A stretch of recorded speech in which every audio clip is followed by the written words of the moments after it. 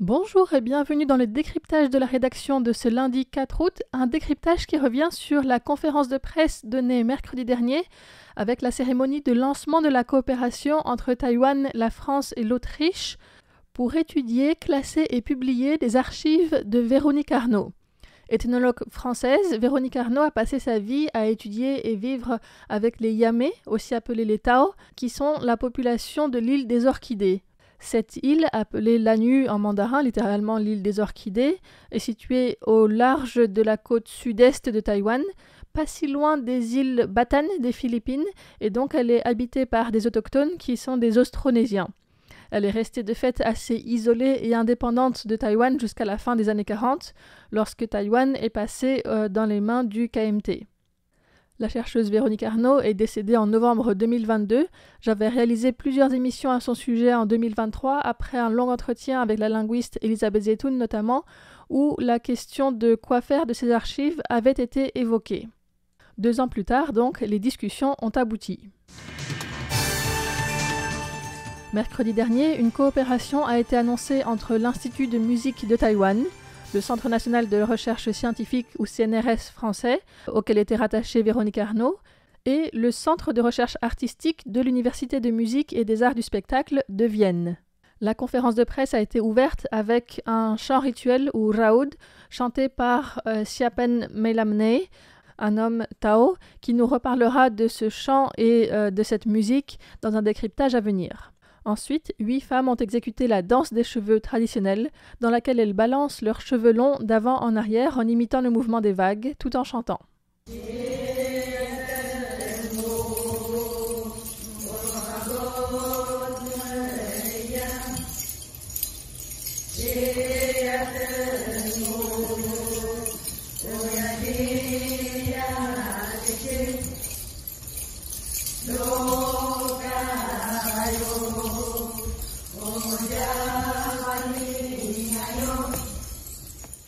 Cléa Lecardeur, directrice adjointe du Bureau français de Taipei, a expliqué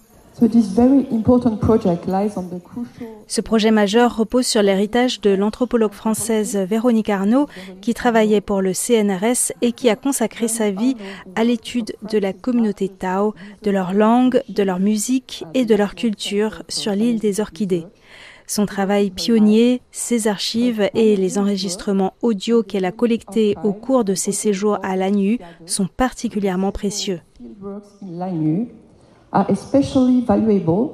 Chen Yi, directrice du Centre national des arts traditionnels de Taïwan, qui supervise l'Institut de musique de Taïwan, le TMI, a déclaré que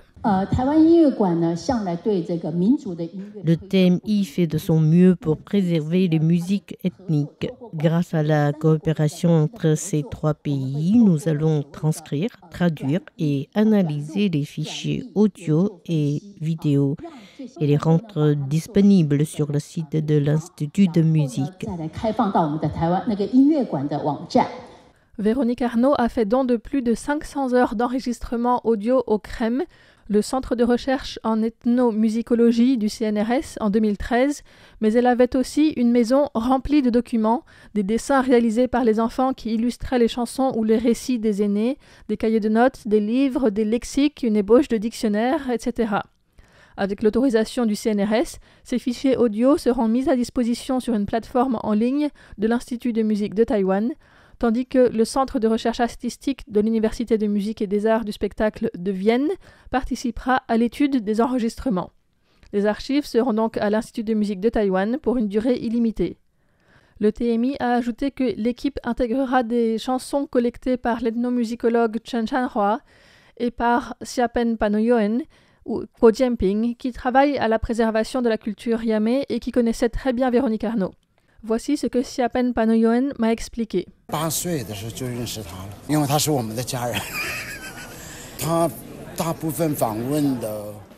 Je l'ai connue quand j'avais 8 ans parce qu'elle fait partie de notre famille.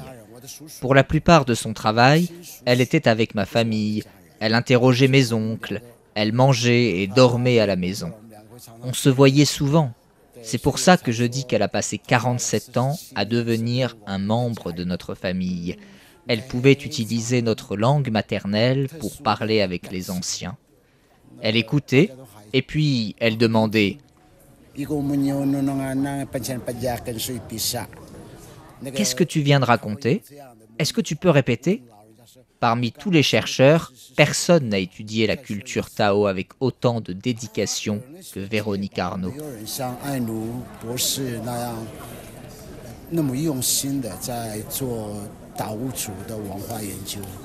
Véronique Arnault s'inquiétait de la baisse du nombre de locuteurs, un phénomène qui s'accélère d'année en année. Siapen Panoyoen estime qu'environ 60% des Tao ne savent plus du tout parler leur langue et les 40% restants, des personnes plus âgées, la parlent avec différents degrés de fluidité. Il y a environ 4600 Tao recensés par le gouvernement, dont 2000 résident officiellement sur l'île des Orchidées. Siapen Panoyoen s'implique depuis longtemps pour la défense de l'île, contre l'enfouissement des déchets nucléaires à une certaine époque, et aujourd'hui pour participer à ce projet avec quelques autres membres de la communauté qui participeront à retranscrire les textes et à les traduire.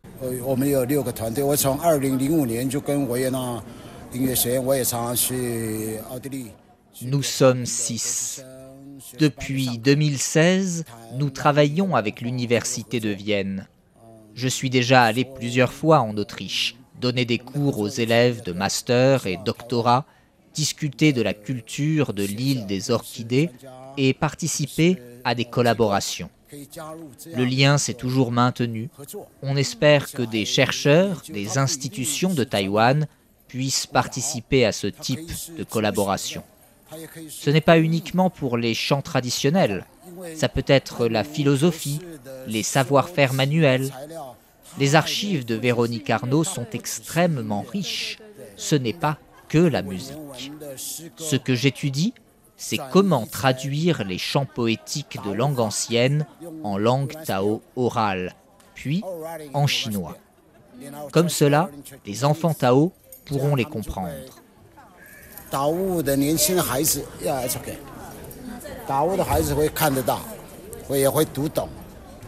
Il faut savoir que la langue Tao, ou Yamé, qui n'était pas écrite, a d'une part la langue courante de tous les jours et d'autre part la langue ancienne, des poésies et des chants rituels appelés raoud. Aujourd'hui, une dizaine de personnes sont encore capables de chanter un raoud, mais plus personne n'improvise de nouvelles paroles sur ces airs. Il est donc important de pouvoir étudier ces archives tant qu'il y a encore des personnes capables de les comprendre. Une autre personne clé dans l'étude de ces chants est Lin Weya. Lin Weya est une musicienne, compositrice et chercheuse taïwanaise installée en Autriche à l'Université de musique et des arts du spectacle de Vienne. Depuis 2005, elle se consacre en particulier à l'étude des chants anciens rituels de l'île des Orchidées et à la musique actuelle des Tao. Elle a aussi travaillé à monter des spectacles mettant en valeur les chants Tao et leur histoire. Lin Weya cherchait à travailler avec Véronique Arnault depuis longtemps déjà. Je suis allée la voir en 2016. Elle m'a dit qu'elle avait beaucoup d'enregistrements qui étaient déjà donnés au crème, mais pas rendus publics. Nous avions un projet en Autriche. On voulait pouvoir travailler avec ces enregistrements et on négociait pour y avoir accès. C'était pendant le Covid. Il n'y avait pas de financement. Mais pour un projet comme cela, il y a besoin de ressources techniques. Finalement, les archives ont été rendues publiques en 2022. Maintenant, tout le monde peut les écouter en ligne. Mais le problème est que personne ne voulait se charger de traiter ces archives. Donc, on a cherché des organismes taïwanais pour soutenir ce projet. On est très reconnaissant à l'Institut d'avoir accepté de s'en charger. Pour le musée de la préhistoire, nous sommes encore en discussion. Il y a les archives audio, mais aussi beaucoup de documents sur papier, de grands camions. Cela n'est pas encore revenu à Taïwan. Les papiers et les bandes son originales sont chez la fille de Véronique. Le crème n'a que les copies. Lin Weya explique que les chansons sont comme des livres pour les Yamé. Cette large collection d'enregistrements leur permettra de retrouver beaucoup de savoirs traditionnels et de mieux connaître leur propre histoire, qui sinon est toujours écrite par des personnes extérieures, que ce soit le gouvernement, des chercheurs, des touristes ou des missionnaires, mais pas par eux-mêmes. En ce qui concerne le travail à venir, elle explique ce qui a été déjà fait et tout ce qui reste à mettre en place.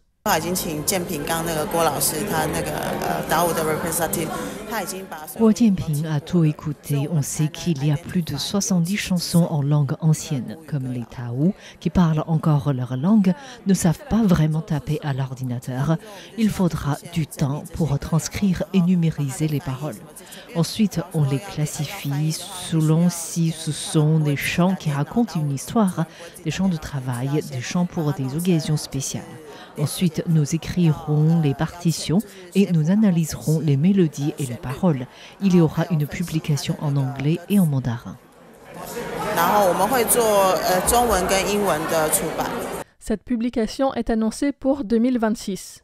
Vous pouvez retrouver sur la page internet les liens vers les autres émissions en lien avec Véronique Arnault, mais aussi des films et enregistrements qu'elle avait réalisés elle-même, qui sont maintenant disponibles sur le site du CNRS. C'était un décryptage présenté par Florian Dai pour Radio Taïwan International. Merci de votre écoute et à bientôt.